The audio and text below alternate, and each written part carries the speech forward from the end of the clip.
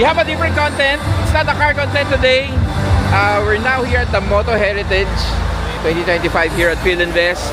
Bakit tayo nandito? Nabudol kasi ako magmotor nitong kaibigan ko. Ito yung nambudol sa akin magmotor. So, nandito tayo ngayon.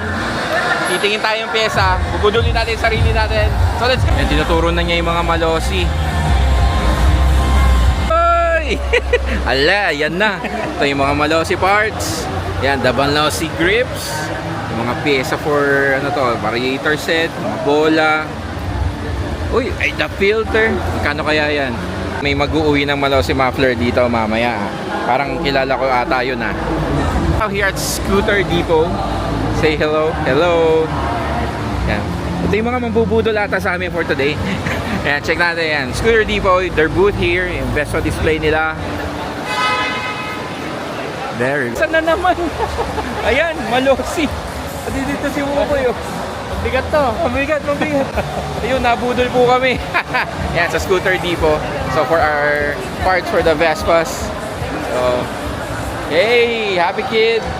Malosi parts.